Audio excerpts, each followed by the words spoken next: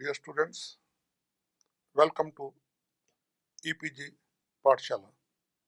I am Dr. M. P. Stija, Professor retired from the Department of Library and Information Science, Guru Nanak Dev University, Amritsar.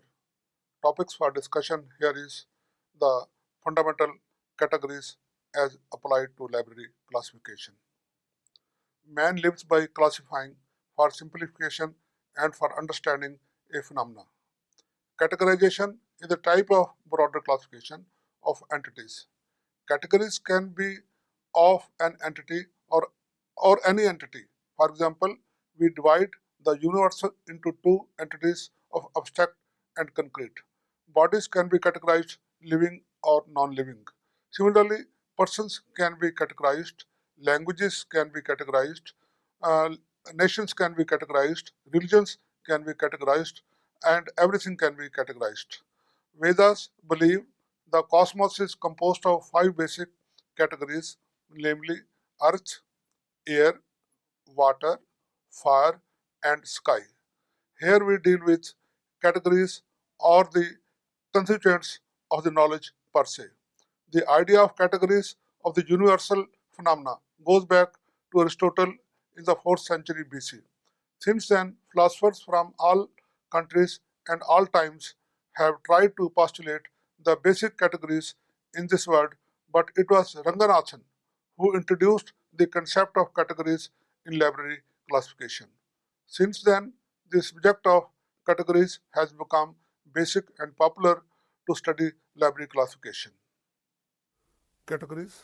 Dictionary meaning or literal meaning of the term category is a kind or type of entity. Philosophically, a category is an attribute, property, quality, or characteristic that can be predicated of a thing. The idea of categories in epistemology is as old as Aristotle in the 4th century BC.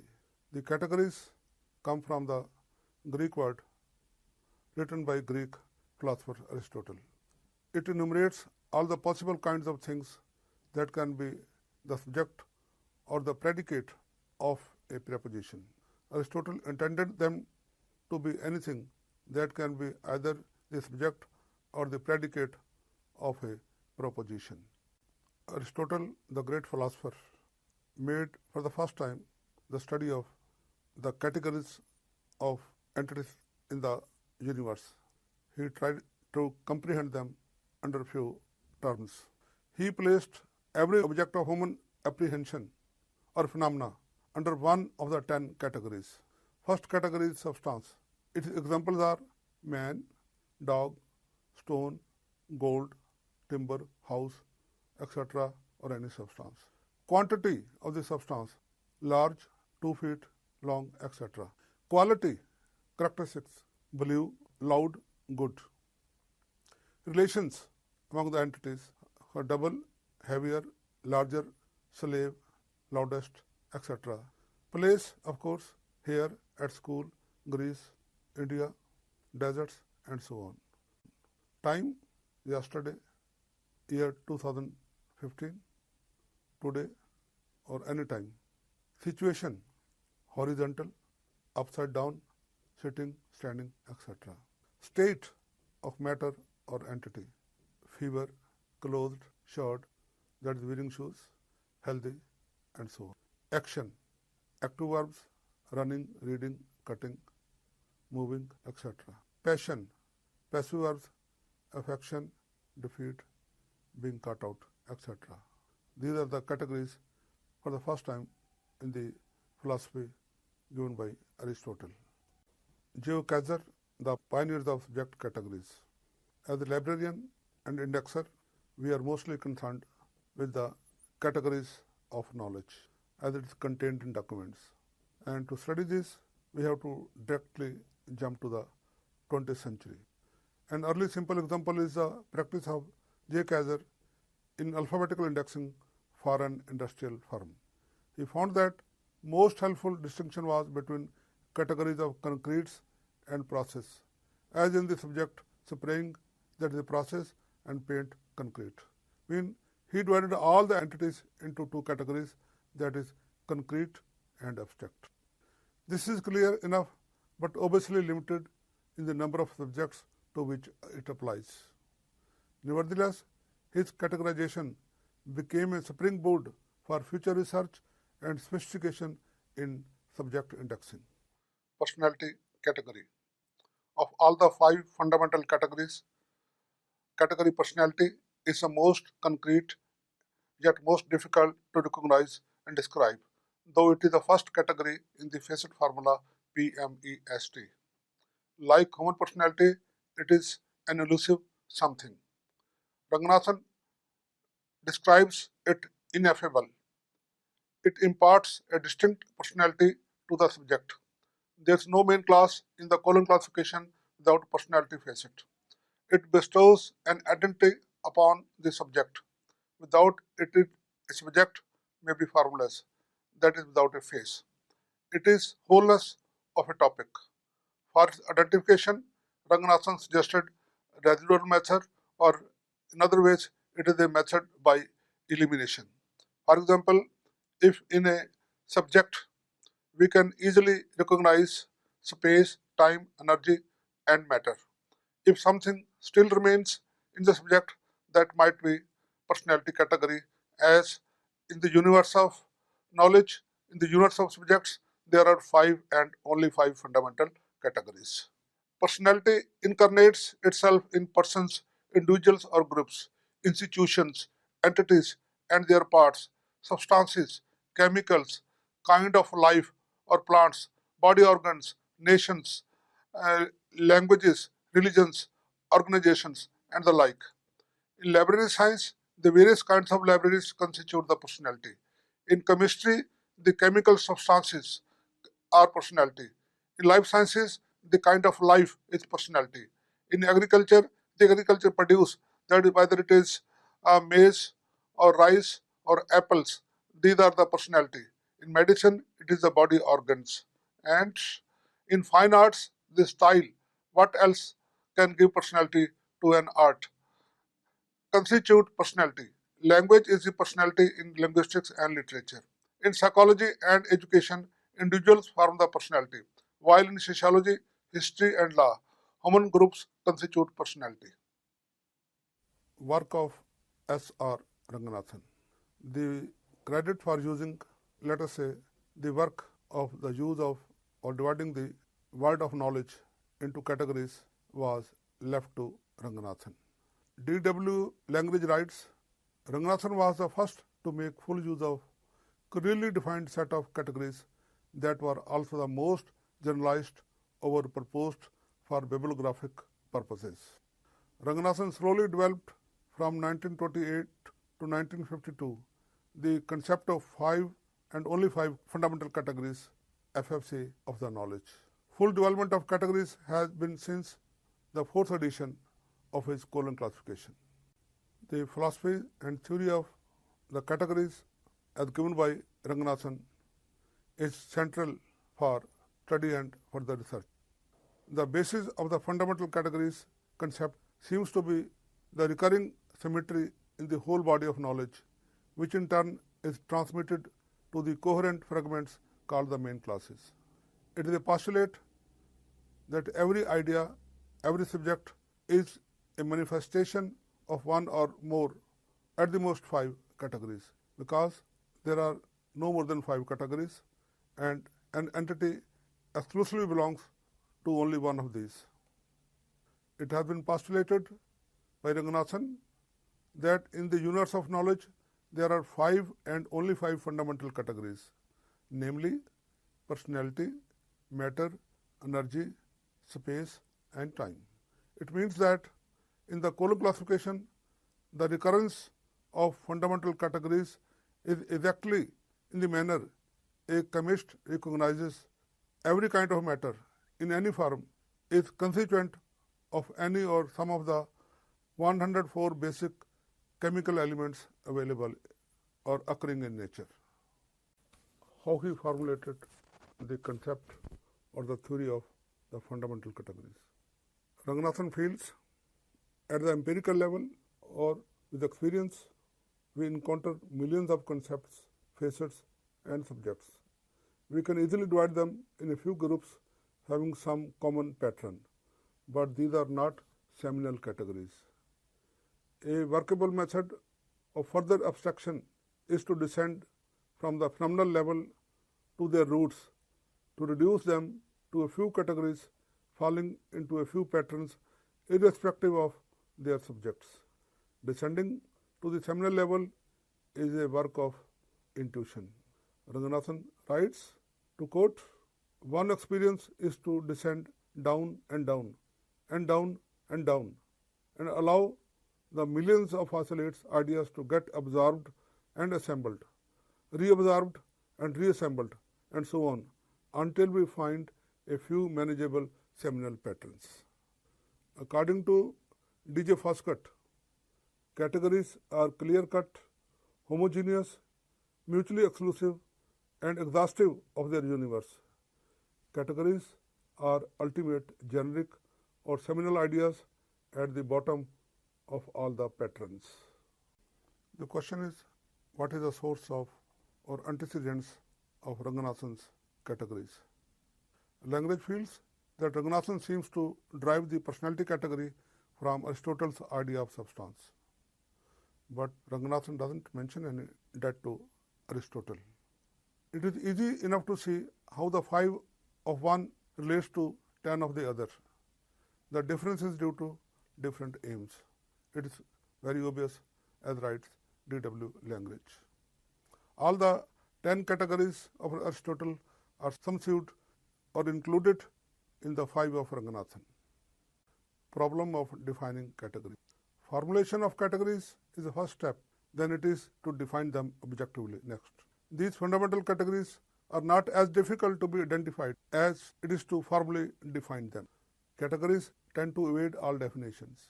It is alleged with some reason by many that Ranganathan has not defined his categorically objectively. We know that what they mean, but cannot tell what they are. It is a paradoxical situation. Only long work experience helps to recognize the categories. Flair based on experience may also help.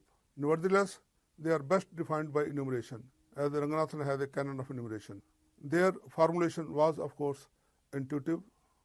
Since the term category has become vague by common usage in various disciplines and in various subjects, some also confuse it with facets, but that is another question. Ranganathan underlines the significance of his set of categories by calling them fundamental categories. Ranganathan has very cleverly defended their enigmatic nature. To quote him, he says, "I have denoted these postulated fundamental ideas by the term fundamental categories. By going to a dictionary, finding out the meaning of each of these two component terms, fundamental and category, and then combining the meanings, we cannot know what the fundamental categories are. The word group forming the term fundamental categories is an unbreakable one. It is defined by enumeration only, as he mentions in his prolegomena. But the compound term fundamental categories still remains undefined. In other words, it may mean fundamental categories are PMSed and vice versa." Identification of categories. The categories are bibliographical. They have no philosophical significance. These terms are used scientifically and their practical nature is quite explicit. In any particular context, these categories can manifest themselves in a variety of specific ways in each main class. Of the 5 fundamental categories, the last 2, namely space and time, are recurring, so they are common categories for all the main classes. Space and time categories remain the same, whatsoever may be the subject, therefore have been enumerated once for all in the colon classification. Relations among categories. The sequence PMEST is in the decreasing order of their concreteness of the categories. P is the most concrete and of course then least abstract. T is the most abstract and least concrete. But paradoxically, the personality category, though most concrete, is relatively difficult to identify. On the other hand, time, the most abstract, is the most easy to be identified in a given subject. Therefore, in practical classification, as recommended by Ranganathan, to analyze or identify categories, we start by picking the T and then come down to personality via space, energy, and matter in subject analysis. Time. Now let us have some examples of the category time as in the CC. Obviously, it is the chronological aspect of a subject or a topic. 21st century poetry, medieval science, economic progress in the last decade, or the 2014 parliament elections in India, ALA winter conference, all these subjects involve the time facet. In the colon classification, provision is to represent time up to a particular year. For example, political events in 2010, but we cannot indicate a particular month or day as we can do in the UDC. Seasonal and diurnal times such as winter, snow times, daytime and night time can be denoted. In the prescribed sequence of categories, time comes last. Being the most abstract of all categories, certainly we cannot touch it. In the facet formula, it is represented as bracketed T, and in the class number, it is indicated by an inverted comma or apostrophe. Space. Any division of Earth such as physiographical, directional, orientation, political and administrative units or population clusters are manifestations of the space category. World, Asia, India, Punjab, Amritsar, Middle East countries, South Asia, Nordic countries, French Empire, UN member countries, Arab League, G8, SAARC, BRICS, developing countries, Muslim countries, English-speaking worlds are examples of the space categories. Physiographically, hills, mountains, valleys, deserts, forests, water bodies, all are examples of the space category in colon classification. In the facet formula, it is represented as bracketed S and signaled by the digit dot. In the PMEST sequence, it comes after energy. It means that it is less concrete than energy but more concrete than time. Energy. Next to personality, it is the most important facet, as important that form its indicator digit colon. The scheme draws its name, the colon classification. In the facet formula, it is represented as bracketed E. In order of concreteness, it lies halfway of all the 5 categories. It means it is as concrete as it is abstract, no doubt. There seems no single term which may comprehensively define the category energy, as it exists under various main classes. However, broadly we can say that it is the manifestation of actions, reactions, problems, solutions, processes and operations. Linguistically speaking, verb takes the form of energy in the CC, that is action. Matter. As the name suggests, it is a material facet, something less concrete than personality but more concrete than energy, space and time. It lends itself as a medium to be acted upon, kind of surface in paintings, material in sculpture or building construction, or a commodity for consumption, wine in metabolism. It is something passive on which energy facet acts. In the facet formula, it is represented as bracketed M. In the class number, it is indicated by a semicolon. Since the introduction by Ranganathan, the use of categories in bibliographic and classification has become basic to them. Use of categories for grouping of terms has become essential to organize knowledge and to retrieve knowledge into coherent structure. Facet analysis is a tool for organization of information and also for its retrieval. From the beginning of the 20th century, categories were more generally used in the development of UDC. However, there was no systematic and or any organized efforts the work was only piecemeal. The DDC in its early life worked with two common categories of place and time, though the concept of category was alien to it until very recently, in the 18th edition. The UDC is the first faceted classification, however primitive, yet its facets never correspond to the categories in the real sense. Value of his work. The value and importance of fundamental categories has been confirmed by the experience of the Classification Research Group, London.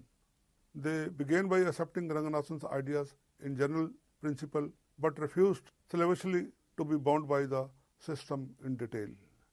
Ironically, they ended up using the same 5 categories for research in general classification, 3 of them under the more objective term entity, property and activity in PRECIS, that is preserved context subject indexing, a subject indexing system for the British National Bibliography developed by Derek Austin. These have been recognized as the major categories even when a more extended set has been used by BC2. Post-Ranganthan Developments. The discussion on the number of categories and the nature of categories continues.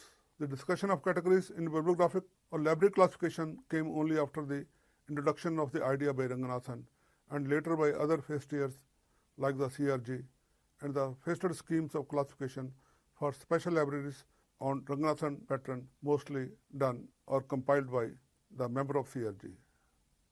Many librarians such as B.C. Vickery, D.J. Foskett, Jack Mills, D.W. Langridge and other CRG members have constructed many faceted special subject schemes on the assumption of varying number of categories. They extended categories to the following and never asserted them to be called categories, far from being fundamental. Mostly they think them in the terms of facets. Their categories or facets are in the order thing, kind, part, material, property, process, operation, agent. And to these we can also add space and time. But Ranganathan will, if asked to analyze or regroup, he can very easily assign one of these facets to his categories of personality, matter and energy. Formation of these categories was a distillation of British experience with special subjects during 1950s. From the 1960s, the Classification Research Group, London, which was established in 1952, turned its attention to the problem of general classification. Outstanding products of this attention has been the ingenious work of Jack Mill. As a member of the CRG, in total revision of the internal structure and details of the Bliss bibliographic classification, which is known as BC2. It has elucidated categories to 13 numbers. These are thing, kind, part, property, material, process, operation, patient, product, byproduct, agent, place and time. Ranganathan would again easily reduce all these facets to 5 fundamental categories in rounds and levels, of course. DDC and the categories. DDC, being a hierarchical and enumerative scheme, doesn't recognize categories as such, though time and geographical areas have been used as common tables for synthesis of numbers for quite a long time. And of course, it has also given separate table for standard subdivisions or form divisions in the very beginning. Now of late, it has realized that there is no escape from categories. In choice or precedence of facets, it now prescribes standard citation order of categories, namely things and their kinds, parts, materials, properties, processes, operations, agents, place and time. And the influence of CRG is very obvious here. To continue with the debates of number, Ranganathan also used the Ploy of rounds and levels of facets. Though the categories are 5 according to Ranganathan, but facets within them can be numerous, as a facet can reoccur in a category. This can be exemplified by a joke. A lady who had obsession with her age to be of 22 years, when asked about her age, she replied 22 years and few months. When further asked how many months, then she said 120 months. So is the case with the 5 fundamental categories and their facets. Though Ranganathan has given a mechanical formula for formation of Mehdi rounds and levels and their sequence using the principle of facet sequence, but has never made clear the substance of facets going with, say, second or third round, except space and time categories are to be placed in the last round. What constitute levels within a round has never been explained. Nevertheless, it has been said by some of the librarians that the use of or the apply of the rounds and levels is a backdoor advantage on the part of Ranganathan to more than 5 categories. This is very clear from the recent splitting of the fundamental category matter into 3 categories of matter property, matter method, and matter material. And this extension of the facet formula has even taken away the crispness of the 5 categories that is promised. If these are fundamental, how then these can be further broken? They no more remain fundamental. Something which a fundamental is immutable, so cannot impersonate as something else as space and time, often masquerade as personality. Anyhow, it is admitted that so far only he has given the least number of categories in library classification. But at the same time, Ranganathan says these are postulates only. Of these seminal ideas, nothing can be asserted about their being true or false. If they prove helpful, we have just to postulate them and work them. The terms we use to denote them should be taken only as assumed terms and not as fully defined terms. We should not start in this way. Therefore, we start with something about which we vaguely agree. We go forward. As we go on classifying, with their help, this or that may become clear and even be modified if necessary. This is how postulational classification begins. Here Ranganathan is very rational and open. But despite more than 6 decades of their clear formulation and work by the CRG, the Indian school has never moved further to assimilate the research in Europe and elsewhere in the United States. There is a need to relook at the postulate of 5 fundamental categories to reconcile with the latest developments. To summarize, debate on the number of 5 fundamental categories has generated lot of heat since Ranganathan postulated them. Many philosophers in the West do not agree to the number of 5 fundamental categories. They believe that number of categories depends upon the subject and the number of categories should be more. But Ranganathan writes, one may ask, why should the fundamental ideas postulated be 5? Why not 3? Why not 6? It's possible. It's open. There is absolute freedom for everybody to try more numbers. A person may be fond of 6 or more than this. He must classify on that basis some thousands of assorted articles. If they produce satisfactory results in arranging the subjects of that article along that line, that postulate may be accepted. This is not a matter to be argued, Ranganathan says, out of ex cathedra, without such a thorough and prolonged tryout. We must work empirically on for a long time on many forms of literature to come out at the true numbers. Working on the basis of 5 fundamental categories, ideas has produced satisfactory results during the last 6 decades, says Ranganathan. The hypothesis of 5 fundamental categories, FFC, is only a working assumption, and it has worked so far. His sole justification for that 5 number is that these have worked in practice and they are satisfactory so far. To sum up, we can say that notwithstanding his justification, the number of categories has been challenged. The number depends on how you define a category. In the West, people confuse or use synonymously category and facets. But Ranganathan has made a distinction between the two. Ranganathan seems to have a fascination with the number 5, his 5 laws. Recall his 5 laws. Indeed, the number 5 has a great significance in Indian mythology and culture. For him, this number seems sacrosanct, which he does not seem to change despite evidence to the contrary. Though he himself admits the number is neither natural or absolute, only an assumption, postulates that works. To this, it can be said that number could have worked. Kaiser did with 2, CRG did with 10, and now BC2 is doing well with 13. In this spiritual movements, he thinks that this number can even be reduced to 1.